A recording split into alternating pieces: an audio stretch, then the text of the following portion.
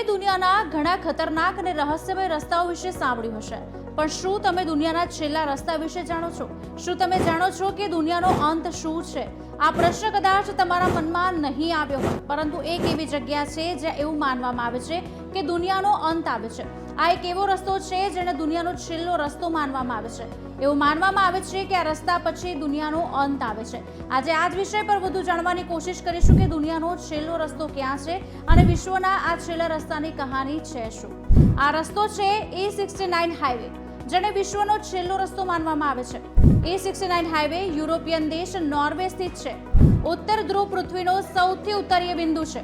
આ તે સ્થાન છે જ્યાં પૃથ્વીની ધરી ફરે છે. આ નોર્વેનો છેલ્લો બિંદુ છે. અહીંથી આવતા રસ્તાને વિશ્વનો છેલ્લો રસ્તો માનવામાં આવે છે. એવું કહેવાય છે કે હાઈવે સમાપ્ત થયા પછી ફક્ત હિમ નદી અને સમુદ્ર જ દેખાય છે, બીજું કંઈ જ દેખાતું નથી. આ હાઈવે 14 કિલોમીટર લાંબો છે, જે પૃથ્વીના છેડાને નોર્વે સાથે જોડે છે. આ હાઈવે પર ઘણા વિસ્તારો છે જ્યાં વાહન ચલાવવા અને એકલા આવવા પર પ્રતિબંધ પણ છે. જો તમે લોકોના સમૂહમાં હો તો જ તમે આ હાઈવેના 14 કિલોમીટરના પટ્ટાને પાર કરી શકો છો, કારણ કે બધે બરફની જાડી ચાદર છવાયેલી છે. આના કારણે ખોવાઈ જવાનું સતત જોખમ રહેલું છે. ઉત્તર ધ્રુવની નજીક હોવાને કારણે અહીં શિયાળામાં રાત ક્યારેય સમાપ્ત થતી નથી અને ઉનાળામાં સૂર્ય આથમતો નથી. ક્યારેક લગભગ 6 મહિના સુધી સૂર્ય ચમકતો પણ નથી. શિયાળામાં તાપમાન -43 ડિગ્રી સેલ્સિયસથી -26 ડિગ્રી સેલ્સિયસ સુધી હોય છે, જ્યારે ઉનાળામાં સરેરાશ તાપમાન 0 ડિગ્રી સેલ્સિયસની આસપાસ હોય છે.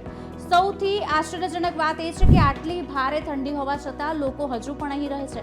પહેલા માછીમારીનો વેપાર એકમાત્ર પ્રવૃત્તિ હતી.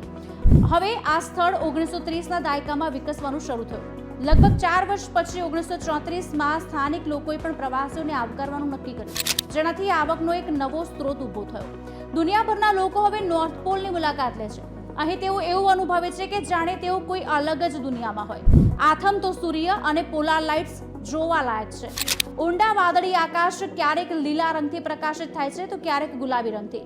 પોલાર લાઇટ્સ, જેને અરોરા તરીકે પણ ઓળખવામાં આવે છે, તે રાત્રે દેખાય છે, જ્યારે આકાશ સંપૂર્ણપણે અંધારાથી છવાયેલું હોય છે.